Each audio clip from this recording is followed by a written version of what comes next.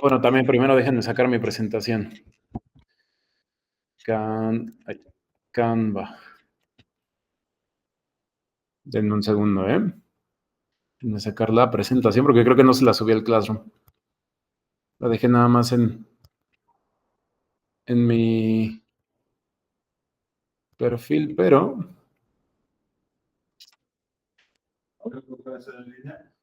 Me parece que sí. Tenemos aquí en línea dos conectados, que son Luis y Emilio. Esperemos que se vayan incorporando los compañeros a lo largo de la clase 80. Y justo lo que les dije, no falten porque hoy vamos a ver algo de transformadores. Y dijeron, buenos días. Hoy es un buen día para faltar. Sí, ya se siente a mitad de semestre, ¿verdad? Sí, todos acaban a las 7 o luego pasando. Sí. Vamos a tratar igual de nosotros acabar 2, 3, 5 minutos antes para no entorpecer su trayectoria a sus próximas clases, ¿vale?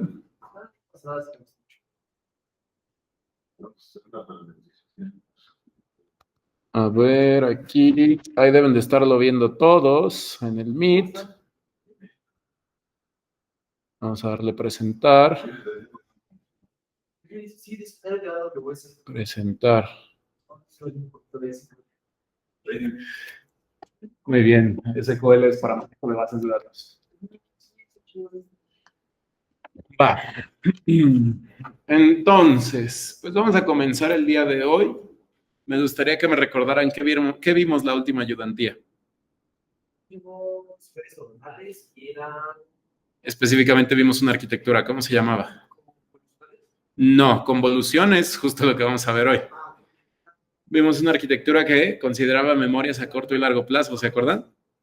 Que era una cosa bien rara que tenía compuertas, que la compuerta de olvido, que la compuerta de memoria. ¿Y qué más? Hicimos desarrollar red neuronal aplicada a nuestro análisis de comentarios de la base de Internet Movie Database, ¿se acuerdan? De accuracy, sí. Entre más robustez yo le metía el modelo, ¿cómo iba mi accuracy? Mejorando. Para arriba, pero ¿cómo se complicaba el código? ¿Cómo iba la curva de aprendizaje del código?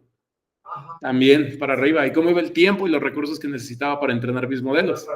Para arriba. ¿Están de acuerdo? Pero habíamos en que no era siempre precisa, se seguía equivocando, pero ¿se acuerdan que habíamos dejado una imagen en la que les había dicho no quiero sobreajustar?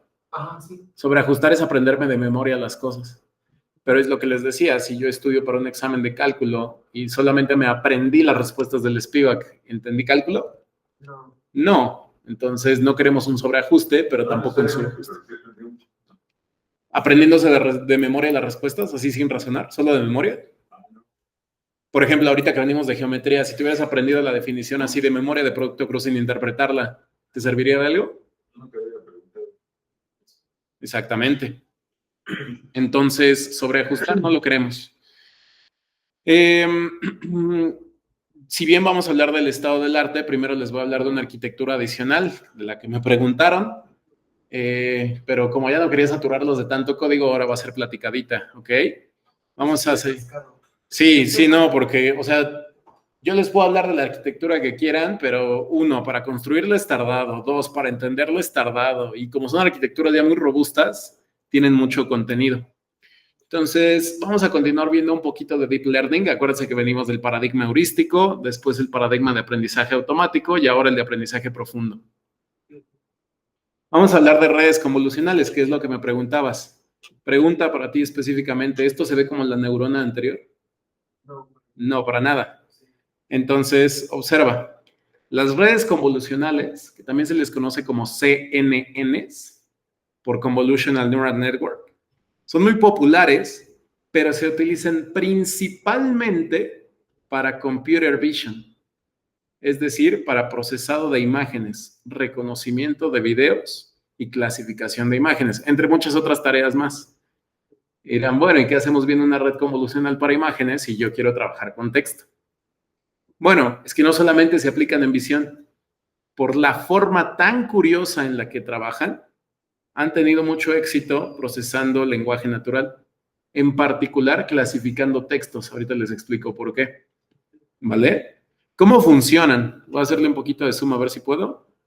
Sí, sí se puede, ¿verdad? Ahí está. Bueno, podemos tomar cada palabra de una oración y reemplazarla por su vector correspondiente, es decir, su word embedding. Acuérdense que para llegar a un word embedding, primero necesito tokenizar y luego le aplico el embedding, el padding, etcétera, etcétera. ¿De acuerdo? Todos los vectores de palabras los habíamos definido con una dimensión específica. ¿Se acuerdan? En este caso vamos a decir que la dimensión de mi palabra es D. Por ejemplo, aquí, la palabra I tiene 5 columnas porque D es igual a 5. La palabra like tiene 5 columnas porque D es igual a 5. Es un hiperparámetro que yo definía, ¿se acuerdan? Esto lo vimos también cuando hablamos del embedding de la red de memoria a corto y largo plazo, perdón. ¿Ok? De esta forma, si yo apilo los vectores uno encima del otro, ¿qué me queda? Una frase se convierte en una matriz. ¿Están de acuerdo? Una frase se convierte en una matriz de tamaño n por d, donde n es el número de palabras y d es la dimensión del embedding. ¿De acuerdo? A esta matriz, ¿a poco no la puedo pensar como si fuera una imagen? Pues sí, ajá. Pues sí, ¿no? Porque al final es lo que les dije, una imagen simplemente es una matriz donde cada entrada es un píxel. Penséndolo en blanco y negro, ¿no? Porque si la pensamos a color, ya les había explicado, creo que en geometría, que es un tensor. Ajá, sí. Porque es una matriz en donde cada entrada es un vector de 3 dimensiones, rojo, verde y azul. Entonces vamos a pensarla en blanco y negro, sería una imagen de 0 a 255, ¿no? De intensidad de color. Ahora, ajá. Por ejemplo,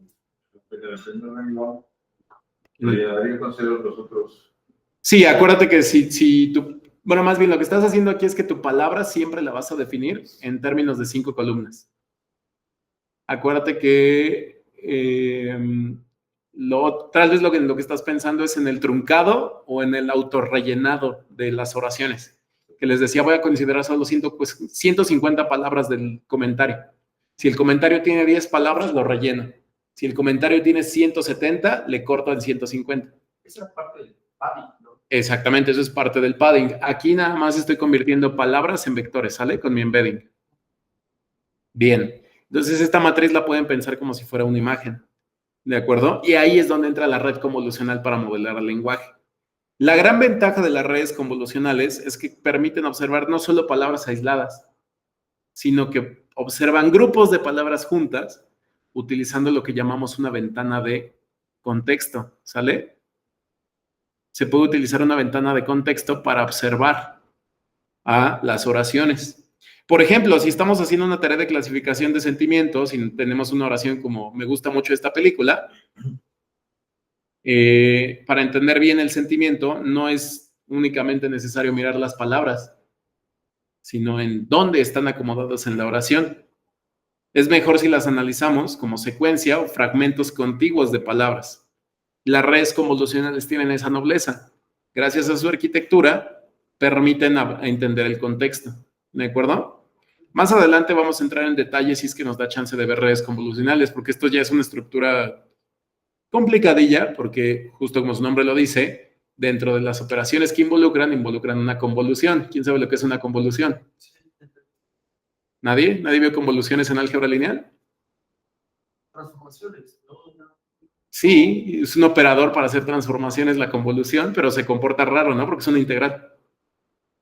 Algo así. ¿Sí? Entonces, por eso nada más estoy dándolo de forma superficial, porque quiero que lleguemos a otros lados, ¿vale? Pero de lo que quiero que se lleven aquí es que la red convolucional puede extraer fragmentos relevantes de texto, como si fueran pequeñas frases clave. Esto para producir una representación condensada del contenido, ¿vale? Lo que están viendo ustedes aquí en la imagen es una red convolucional trabajando sobre texto. Extrae frases útiles, hace convoluciones, aplica funciones de activación hace max pooling, sea lo que sea. Eso que un max pooling es como un suavizado de bordes. Básicamente lo que hace el max pooling es como quitar detalle. Sí, un max pooling, por ejemplo, se queda con el valor máximo.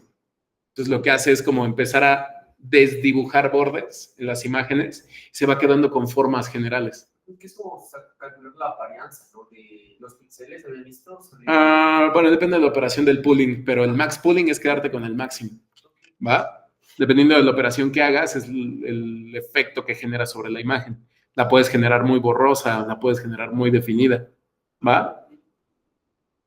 Y lo que hace es que extrae fragmentos relevantes de texto, como si fueran pequeñas frases clave, y al final lo pasa por una capa densa. Si se dan cuenta, esto de aquí parece como una capa densa, ¿no? Como si fuera una red feed forward, fully connected, ¿se acuerdan? Y al final nada más me da un número binario. Ese número binario va a indicar el sentimiento positivo o negativo de la oración, ¿sale? Pero fíjense, de la oración extrae frases. ¿Ya lo vieron? ¿Cómo se ven las frases en la convolución? Como si fueran submatrices. ¿Ya lo vieron? ¿Sí? Luego, esos datos los pasa a una red fully connected y al final genera mi número binario. ¿Vale? Que me dan mis dos clases. Aquí está el proceso. Tenemos una oración de 7 palabras por 5 entradas de cada palabra y me fijo en las regiones o en los filtros que voy a aplicar para mis ventanas de contexto. Convoluciono, activo la función, o más bien activo la neurona con una función de activación para quitar linealidad al problema y me dan mapas de características de cada región. Le quito, bueno, más bien le aplico un max pooling para quitar detalle y quedarme con lo general. ¿Pero qué me genera? Me genera 6 vectores univariados concatenados de tal forma que forman un único vector, que es esto de aquí. ¿Ya lo vieron? Agarró la palabra con contexto, porque agarró su ventana, le aplicó un max pooling para borrar ese contexto, pero quedarse ya con la pragmática de la palabra en el contexto de la oración. Al final de aquí le aviento una feed forward y me lleva a mi binarización. ¿De acuerdo? ¿Dudas con eso? Está bonita la imagen, ¿no? O sea, para explicar una red convolucional hay que hacer todo un desastre, pero esta imagen es bastante sencilla de entender. Entonces, la red convolucional usa capas de convolución y capas de pooling para llegar a esa representación compacta. Esa representación, les decía, la paso por una neurona completamente conectada y aprende a resolver mi red, tareas de procesamiento del lenguaje como clasificación textual. ¿Preguntas? Va. Ahora, vamos a pasar con transformers o transformadores. Los transformadores, aquí sí es cuando empezamos a hablar del estado del arte del NLP, ¿vale? La capa convolucional es muy útil, pero también tiene sus limitantes. Dentro de ella, pues que la cantidad de parámetros es gigantesca, porque ahora hay que definir filtros de ventanas de contexto. Y en el max pooling hay que definir los pesos del pooling para saber si me quedo con el máximo, con el mínimo, si hago un promedio, si hago una media, una mediana.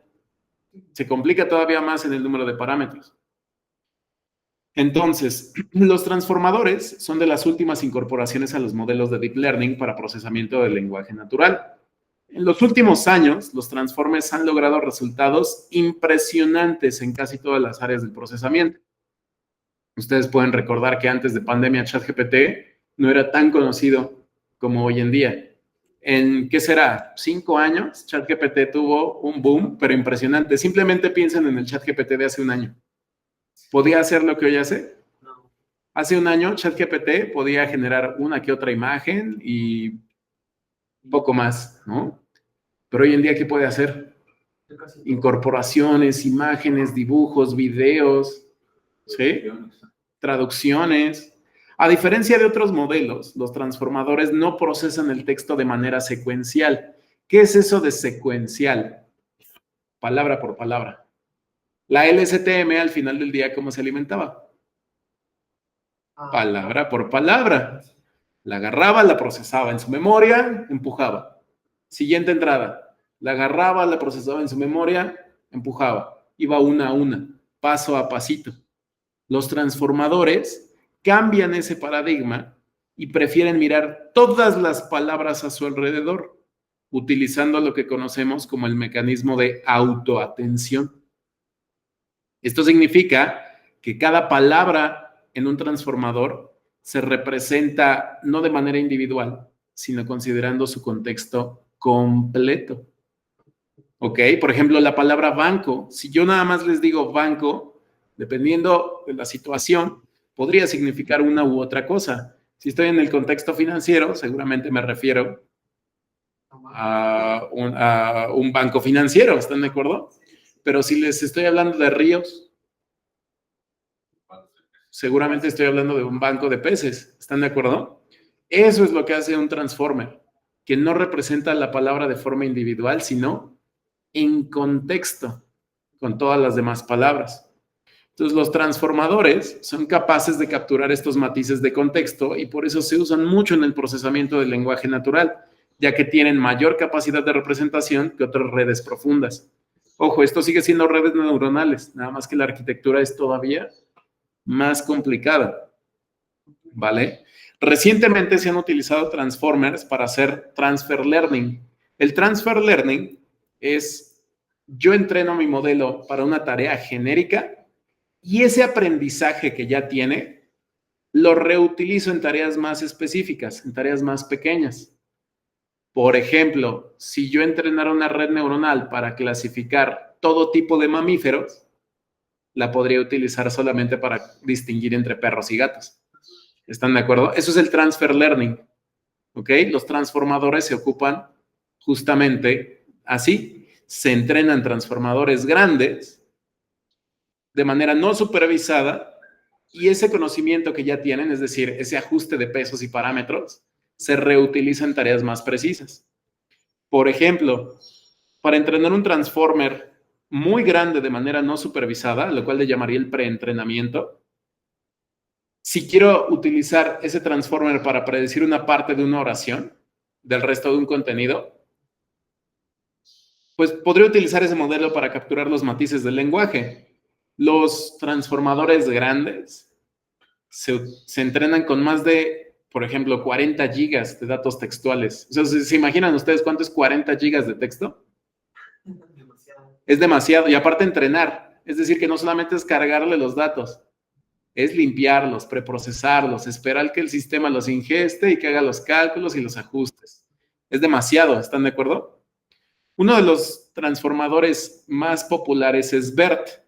BERT se llama así por las siglas Bidirectional Encoder Representations from Transformers. Esta arquitectura es la que ustedes están viendo en pantalla.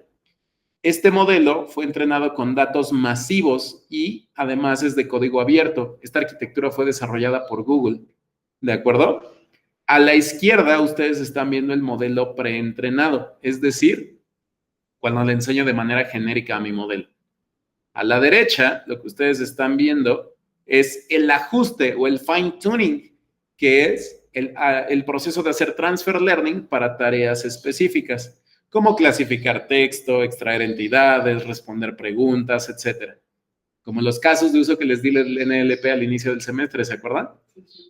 Gracias a la gran cantidad de conocimiento preentrenado, BERT transfiere eficientemente ese conocimiento a tareas específicas y logra resultados de vanguardia en muchas de ellas. En esta imagen de acá podemos ver cómo funciona un poquito el mecanismo de atención. De autoatención, perdón, que es componente en los transformadores. Ahora, no vamos a profundizar mucho en ese mecanismo porque es un mecanismo complejo, ¿sale? Pero les traigo una explicación sencilla. El mecanismo de atención básicamente es el corazón de un transformador y responde a lo siguiente: ¿en qué parte del texto debo enfocarme para entender el significado de esta palabra? Por ejemplo, aquí, ¿qué dice la frase? El animal no cruzó la calle porque estaba muy cansado. Muy bien, el animal no cruzó la calle porque él estaba muy cansado. ¿Sale? ¿Quién es él? Ah, pues nosotros sabemos que es el animal. ¿Y la computadora? ¿Cómo lo vas a ver? Porque si hacemos un embedding, como se los enseñé para la red de memoria a corto y largo plazo, pues puede que sí lo guarde, pero va a entender el contexto de quién es él. Porque en el primero era animal y aquí dice él. Nosotros sí entendemos la relación semántica, pues la computadora no. El mecanismo de atención hace eso. ¿En dónde debo fijarme para entender el significado de la palabra it? ¿Vale? Ahora, cuando el modelo procesa la palabra it, no la entiende de forma aislada. Puede necesitar prestar más atención a la parte del animal o cruzó para entender el contexto. ¿Va? A nivel técnico, ¿cómo funciona el mecanismo de atención? Cada palabra se va a convertir en un vector. Eso ya lo sabemos, es un embedding, ¿sale? Ahora, mi transformador va a generar ya no una, sino 3 representaciones para cada palabra. El query, es decir, ¿qué estoy buscando? La llave, es decir, ¿qué información tengo? Y el valor, es decir, la información en sí. El mecanismo de atención va a comparar el query con la llave de todas las demás palabras, calculando qué tan relevante es cada palabra para la que estoy procesando. Esto le va a asignar a cada palabra, a la palabra un peso de atención. Un peso de atención es un número entre 0 y 1. Con esos pesos, el modelo va a hacer un promedio ponderado de todos los valores y eso va a producir una nueva representación contextualizada de la palabra. ¿Cierto? Así la representación de eso no solamente va a ser como animal, ¿sale? Sino el animal que no cruzó la calle. ¿Sí ven? O sea, entonces, tiene la palabra y cada palabra sería como un vector con los pesos. Con base en el contexto, exactamente, los pesos de atención generados por el contexto de la palabra, ¿sale? Es un vector, pero el vector depende de todas las demás palabras. Está padre, ¿no? Es un vector pesado. Ponderados, les llaman ponderados. En la literatura inglesa es weighted vector. ¿Sale? Ahora, el mecanismo de atención le permite al modelo que mire toda la oración al mismo tiempo. ¿Se dan cuenta del poder de eso? Y hay una tendencia. Porque, a ver, ahorita les hablo de la tendencia, pero no es lo mismo mirar oración por oración que leer todo al mismo tiempo. Nosotros, ¿cómo leemos? De forma secuencial, palabra por palabra. ¿Pero qué va haciendo nuestro cerebro? Va generando un contexto de la lectura. A pesar de que se ingesta palabra por palabra, nosotros creamos una idea global. Eso es lo que hace la red del transformador, que mira toda la oración al mismo tiempo. Porque tenemos una estructura gramatical del idioma, por eso sí, porque tenemos sintáctica y aparte tenemos semántica. ¿Sale? No nada más me sirve tener la sintaxis. Les enseñé al principio del semestre 2 oraciones con la misma sintaxis y decían cosas completamente diferentes. ¿Cierto? Entonces aquí se puede pensar como que se regresa, como si el vector se regresa. Es que no se regresa, es que ve todo al mismo tiempo. Para representar una palabra, no se fija solo en la palabra, se fija en todo lo que rodea esa palabra. ¿Sale? Entonces, de eso, decide cuáles palabras son las más importantes para cada paso. Y esto es muy eficiente para capturar relaciones largas. Por ejemplo, conectar la primera palabra de la oración con la última. El animal con cansado. ¿Quién estaba cansado? El animal. A lo mejor a la red de memoria a corto plazo se le olvidó, pero al transformador no, porque la representación del animal tiene que ver con cansado. ¿De acuerdo? ¿Dudas con eso? Dime. No sé, las neuronas, ¿cómo saben del contexto? O sea, es igual como prueba y error. Inicializas de manera arbitraria los parámetros y entrenar a la neurona significa ajustarlos. Ajá. Pues es como una optimización, ¿no? Exactamente, son procesos de optimización, ¿va? Aparte, ok, una neurona hace esto, con un mecanismo de atención. ¿Qué aprendimos de las LSTM? ¿Usaba una? Le aventaba varias. Y si en vez de tener una cabeza de atención, tengo múltiples cabezas de atención, pues eso va a potenciar de manera exponencial la representación de las palabras. ¿Están de acuerdo? Cada cabeza se va a fijar en un tipo de relación. Por ejemplo, una cabeza puede fijarse en la relación en tiempos verbales. Otra cabeza puede entender las entidades principales de la oración. Otra cabeza puede entender las palabras de conexión entre los elementos de la oración.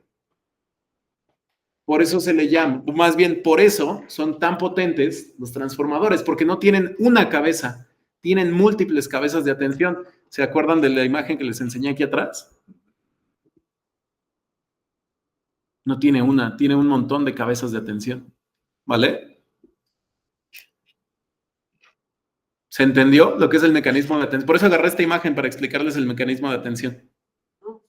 ¿Sí? Digo, no se los explico a profundidad porque me puede llevar todo el semestre explicarles el mecanismo de atención. Pero ya entendieron contextualmente lo que representa. Las palabras se comunican entre ellas, se ponderan entre ellas. ¿Dudas hasta acá? Esto, porque además un transformador como GPT tiene una capa de encoding, pero también tiene una capa de decoding. Nada más es una capa que representa la palabra, sino también es una palabra que la sabe regresar de su forma vectorial a su forma textual. Por eso los transformadores se ven tan feos, porque son enormes y ocupan dos arquitecturas gigantescas. La capa de encoding suele ser una capa BERT. ¿Sale? Y aparte de BERT, dijeron, ¿por qué dejarlo así con tan poquita información? ¿Por qué no le metemos 100 veces más de información que lo que utilizó Google para entrenar? Y a ese modelo se le conoce como Roberta, porque es un robust BERT.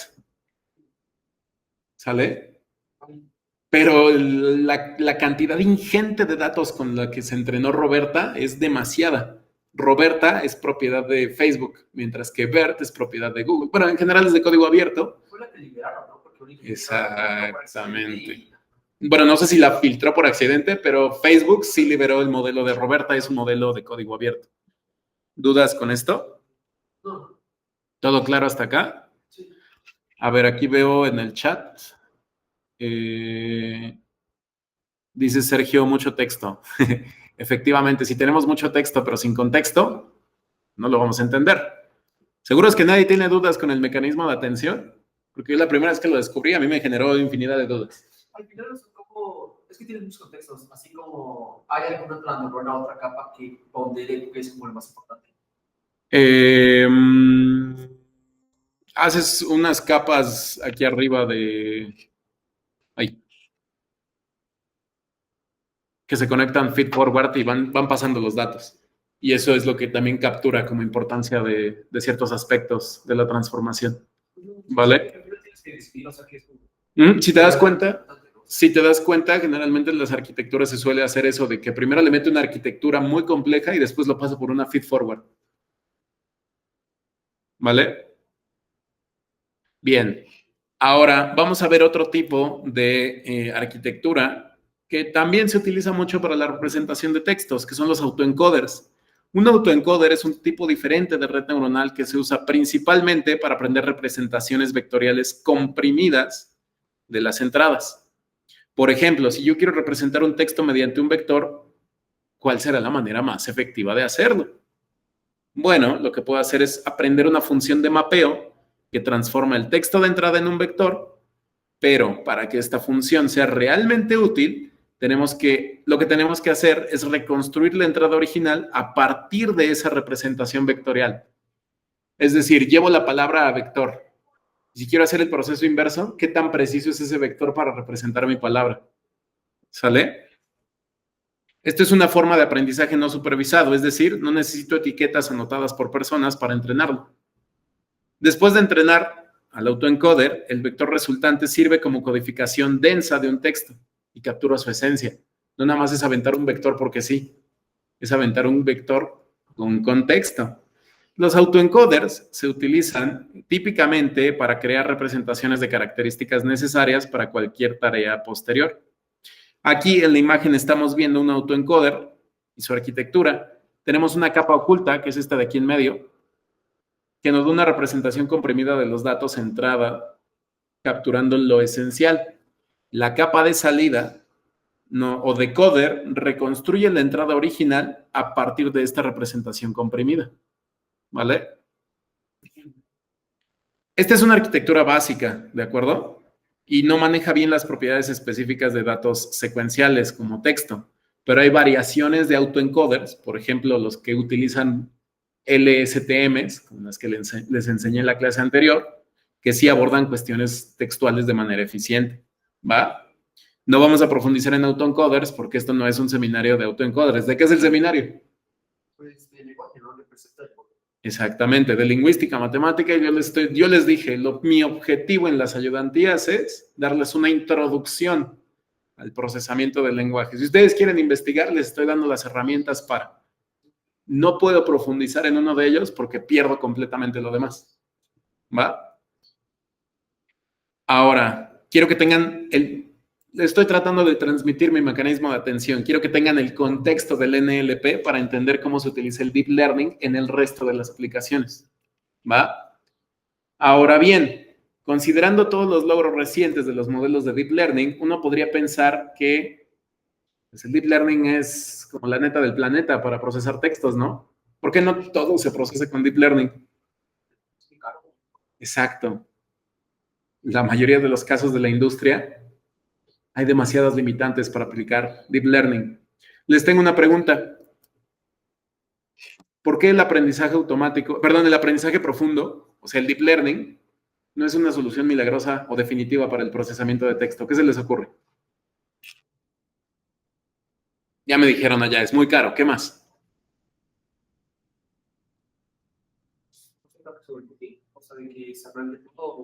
Sobreajusta. Bueno, el sobreajuste es culpa del científico de datos. Porque si lo entrenas por demasiadas épocas, lo que hace es sobreajustar, pero puedes hacer un paro anticipado y evitas el overfitting. ¿Qué más? Pues muy tardado. Muy tardado. Ok, ¿qué más? ¿Qué más se les ocurre? ¿Por qué el Deep Learning, si ya les enseñé las maravillas que hace, por qué no es la herramienta que siempre se usa para procesar textos?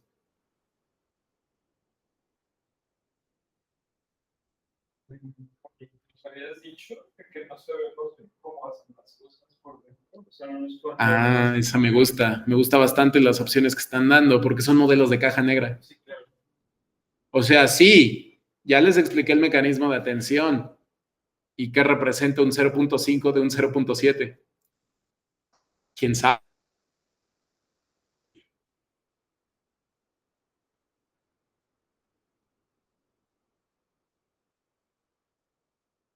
Pues creo que la cantidad de datos, ¿no? Necesito demasiados recursos. ¿Algo más que se les ocurra? ¿Por qué el Deep Learning no termina siendo la herramienta definitiva?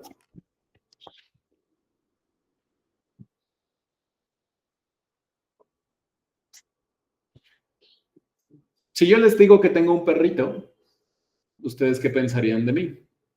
¿Que soy más de gatitos o de perritos? ¿Que me gustan los qué? Los perros, pero ¿te diste cuenta de lo que hiciste? Te dije, tengo un perro. Yo no te dije que me gustaban los perros, pero lo dedujiste. Algo que tú tienes y que en las arquitecturas es muy complicado de transmitir es el contexto, la inferencia y la deducción y el sentido común. ¿De acuerdo? Entonces, anótenle, les traje 7 puntos sobre por qué los modelos de Deep Learning terminan de ser la herramienta definitiva. La primera, muchos de los que ya me dijeron les van a resonar porque ya las mencionaron. El sobreajuste en conjuntos de datos pequeños. Los modelos de Deep Learning tienen muchos más parámetros que los modelos tradicionales. ¿Cuántos parámetros tenía la red LSTM? 1.300.000, ¿no? ¿De cuántos modelos tenía mi máquina vector soporte? No los sacamos, pero eran muy pocos. Ujú.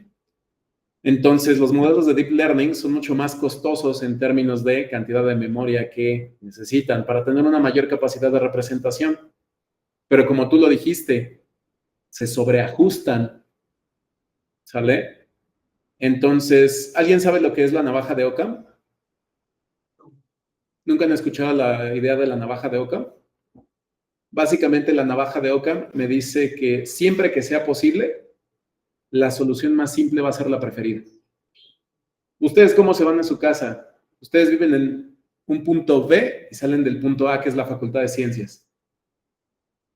Si tú, Baltasar, vives en el norte, te vas todavía más para atrás, para el Ajusco, le das vuelta a Six Flags y te regresas a tu casa, o te vas directo de la facultad a tu casa. Exactamente. Eso es la navaja de Occam, ¿sale? Siempre que sea posible, la solución más simple es la preferida. ¿Sale?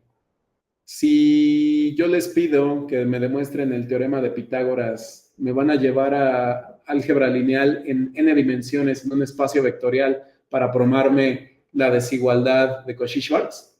¿Y cómo eso implica como lema Pitágoras? No. Siempre vamos a seguir el principio de la navaja de Occam. ¿Por qué no seguirlo para procesar textos? ¿Están de acuerdo? Exactamente. ¿Sí lo ven? ¿Dudas con eso? Va que va. Entonces, modelos simples pueden ser mejores. O modelos de deep learning entrenados con pocos datos generalizan mal y esto afecta el desempeño en producción. Primer detalle. Segundo, el aprendizaje con pocos ejemplos y la generación de datos sintéticos. Cuando trabajamos, por ejemplo, con Computer Vision, el deep learning ha avanzado mucho aprendiendo con pocos ejemplos y genera imágenes de alta calidad. Y esto ha hecho posible, por ejemplo, entrenar modelos de visión con poca información, pero no tengo un símil en textos. A una imagen le puedo dibujar así un círculo todo mal hecho y la inteligencia artificial detecta que es una circunferencia perfecta. No tengo un análogo para textos. ¿Vale? Es lo que hace que lo corrija. Exactamente. Ahora, la adaptación a dominios específicos. Si usamos un modelo grande entrenado en dominios comunes, como noticias, y lo quiero hacer transfer learning a algo más preciso como redes sociales, ¿creen que funcione bien? No. Simplemente piensen, si yo entrené mi modelo de reconocimiento de texto sobre comentarios de películas y lo quiero utilizar para análisis de sentimiento en tweets, ¿funcionará? No, es muy diferente. Entonces, el deep learning no generaliza bien. Necesita modelos especializados que codifiquen conocimiento del dominio, incluso con reglas específicas de cierta área. ¿Vale? Cuarto, que me habían dicho por ahí atrás, la interpretabilidad de los modelos. Además de la adaptación que deben tener ustedes a los dominios, bueno, sus modelos a los dominios, los modelos son difíciles de controlar e interpretar porque muchas veces funcionan como eso, como una caja negra. En un entorno de negocio, necesito que mis resultados sean explicables. Por ejemplo, si yo hago un modelo de Naive Bayes o Bayes ingenuo para mostrar cómo palabras negativas influyen en la predicción, eso es bastante interpretable. Tiene que ver con probabilidades. Pero imagínense tratar de explicarle a los ejecutivos cómo funciona por dentro de la LSTM que les enseñé. O los transformadores.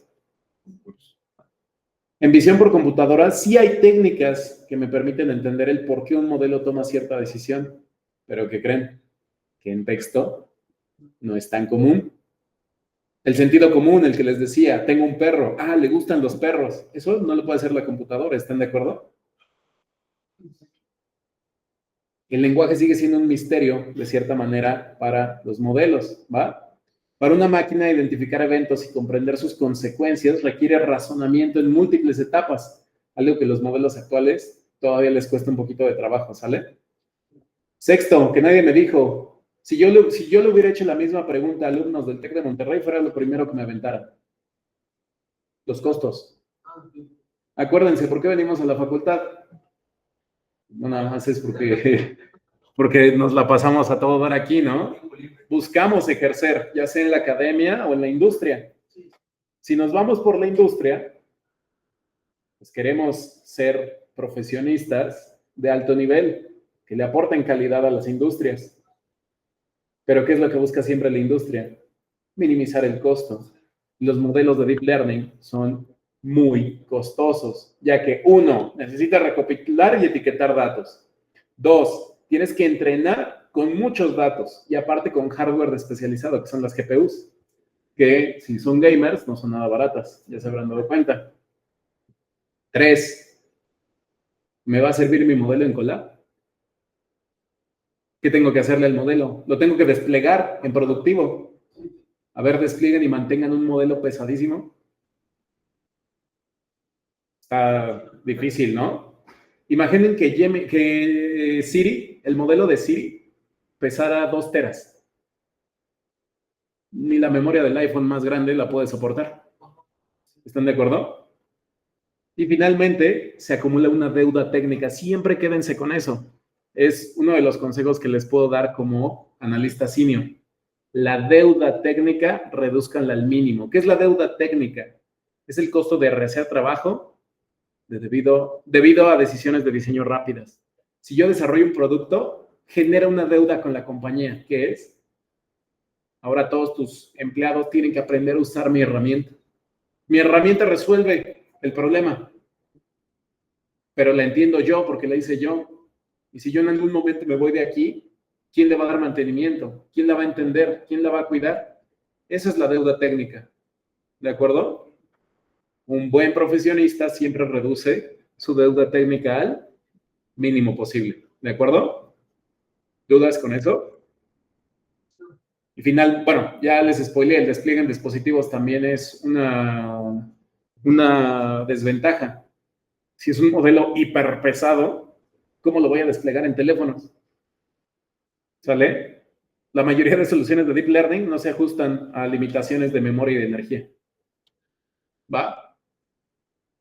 ¿Dudas con esto? Entonces, piénsenlo. No nada más estamos estudiando Deep Learning porque el seminario se oye interesante o porque quiero sacar mis créditos. Es porque lo quiero aplicar. Bueno, quiero pensar yo que todos los que estamos aquí en el seminario lo queremos aplicar en algún momento de nuestra vida profesional. ¿Cierto? Tengan en consideración todo eso. Una de las diferencias entre estudiantes de la UNAM y de escuelas privadas es eso, que ellos piensan mucho en costes, mantenimiento, en el desarrollo financiero del proyecto. ¿Y nosotros? Tú métele todo lo que se pueda. No, no se trata de eso, ¿vale? ¿Dudas con esto? ¿Todo bien? Bueno, y 5 minutitos y cerramos. Vamos a ver un caso de estudio que nos va a ayudar a comprender mejor los componentes de una aplicación ya real del NLP. Por ejemplo, los agentes conversacionales. ¿Alguien sabe lo que es un agente conversacional? O sí, ¿no? O de Google que se llama Gemini. Los agentes conversacionales basados en voz como Alexa, Siri, Gemini, Cortana, son una de las aplicaciones más comunes del procesamiento del lenguaje y probablemente los más conocidos por todos. Aquí, en esta figura, podemos ver un modelo típico de interacción de un agente conversacional. Vamos a ver el flujo o los principales componentes que participan en el flujo de los datos, ¿vale? El primero, el reconocimiento y la síntesis de la voz. Son componentes fundamentales de cualquier agente de voz. Si mi agente de voz no puede reconocer las señales de audio en fonemas, ¿cómo lo voy a convertir a palabras? ¿Te acuerdas allá atrás que me preguntaste? Hay algunas librerías como... No me digan. Whisper. Como Whisper, porque es que me preguntaron que si conocía alguna librería para hacer transcripción de audio a texto que me permiten hacer justamente esta tarea del reconocimiento de la voz. Pero ya se dieron cuenta cómo entra la lingüística. Sigue entrando la fonética, ¿vale? La síntesis de la voz hace el proceso inverso. Ahora transforma resultados textuales en lenguaje hablado para el usuario.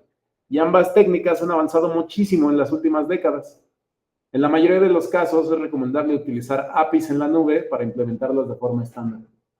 ¿Va? Si se acuerdan, antes Alexa sonaba muy robótica y hoy suena muy natural, ¿no? Exacto. Después de que tenemos el reconocimiento de la voz, tenemos el entendimiento natural del lenguaje. Ojo, ya no es procesamiento, ya es entendimiento. Una vez que tenemos la respuesta del usuario transcrita, necesitamos analizar mediante un sistema de comprensión del lenguaje lo que me pidió. Y esto se puede dividir en varias subtareas, como por ejemplo el análisis del sentimiento, que es lo que nosotros estamos haciendo aquí en el seminario, reconocer entidades con nombre, pronombres, sustantivos, adjetivos, adverbios, etcétera, y resolución de correferencia. ¿Qué quiere decir? Encontrar a qué se refieren las entidades extraídas a lo largo de la conversación. ¿Vale? Luego, tenemos la gestión del diálogo. La gestión del diálogo es, una vez extraer la información útil de la respuesta del usuario, necesito entender la intención. ¿Está haciendo una pregunta factual o está dando un comando? No es lo mismo que le diga el clima está frío que el clima está frío. Porque en la primera le estoy preguntando una recomendación, por ejemplo, de vestimenta. ¿Cómo debo vestirme para el día de hoy? En la segunda, a lo mejor nada más le pido que me dé la temperatura exacta. ¿De acuerdo? Después viene la generación de respuestas. No nada más se queda, si se dan cuenta que es una conversación entre dos entidades. Alexa no nada más se queda con la información que le di, me responde. El agente conversacional genera la acción adecuada basada en la interpretación semántica de lo que el usuario intencionó y en el diálogo previo. Por ejemplo, si le digo, Alexa, reproduce música, ¿qué suele decir Alexa? Reproduciendo tu estación favorita en Apple Music, en Amazon Music, en Spotify. ¿Sale? Y finalmente, tenemos la síntesis de una conversación. No solamente se queda en la acción, que me comunique lo que está haciendo. Este es un flujo completo de un agente conversacional. Y aquí, si se dan cuenta, está metido mucho de todo lo que hemos visto en el seminario. ¿De acuerdo? Exactamente. Preguntas, quejas, sugerencias, comentarios, aclaraciones. ¿Todo bien? Con esto, chicos, conmigo ya terminaron 2 bloques del temario que les di. El primero es el bloque de fundamentos y el segundo es el bloque de paradigmas. ¿Qué vamos a hacer ahora? Nos vamos a meter de lleno a un flujo de trabajo de procesamiento de NLP. Vamos a volver a Python y vamos a empezar a hacer muchas técnicas de recopilado, de análisis, de preprocesado, de limpieza, de ingeniería de variables, etc.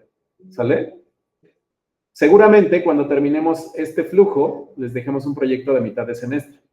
Entonces váyanse preparando. Además, como ya terminaron conmigo el bloque 2, y como les había prometido, les voy a dejar una tarea. Todos los paradigmas que vimos, les voy a pedir que los analicen en los collabs que hice para ustedes, que jueguen con ellos y les voy a pedir responder ciertas preguntas. ¿Vale? No se preocupen, no les voy a pedir que me hagan un modelo con cierto accuracy, no. Quiero que jueguen con todos los collabs que les di y que me respondan preguntas. ¿Vale? Los collabs ya no tienen que configurar nada. Yo sé que me dijeron que todos saben algo de Python. No necesitan programar nada más que cambiar las variables que les enseñé. Por eso me detenía tanto en el código decirles, esta variable hace esto, esta variable hace esto. No, nada, será para aburrirlos, será para darles contexto de lo que espero que muevan para responderme las preguntas que les voy a dejar, ¿de acuerdo? ¿Dudas, preguntas, quejas, sugerencias, comentarios, aclaraciones? Una pregunta, ¿habrá hablar de esa parte de Transformers? Sí, seguramente al final del semestre les enseña a cargar un transformador chiquito, porque luego también son transformadores monstruosos que tardan la vida en cargar, y les puedo enseñar el paso a paso, pero seguramente eso sea al final, porque, repito, es una arquitectura bastante complicada. Me gustaría que pudiéramos leer Attention is All You Need, que es el artículo en donde se publica este descubrimiento por primera vez, pero es... Pues tú nada más lo abres y dices, ¿qué diablos estoy viendo? ¿Vale? Entonces, procuremos que en el semestre vayamos bien con los tiempos y demás, que hasta ahorita vamos perfecto. Y sí, les prometo darles algo de transformadores en formato de código, ¿vale? ¿Sabes si hay algo que pase de texto a imágenes? De texto a imágenes. No, más bien ahí necesitas la arquitectura, un transformador, porque necesitas que el embedding le ayude al modelo a entender lo que quieres y luego hace un modelo de generación de imágenes, pero eso ya es otra cosa. Ahí son varios modelos conectados, me parece. ¿De acuerdo? Si no tienen más dudas o preguntas, eso es todo por el día de hoy, chicos. Les agradezco mucho. Nos vemos la siguiente sesión. Mañana tienen clase con el profesor Claudio, si todo sale bien. Y gracias. Nos vemos la próxima. Les estaré subiendo su tarea al Classroom, ¿vale?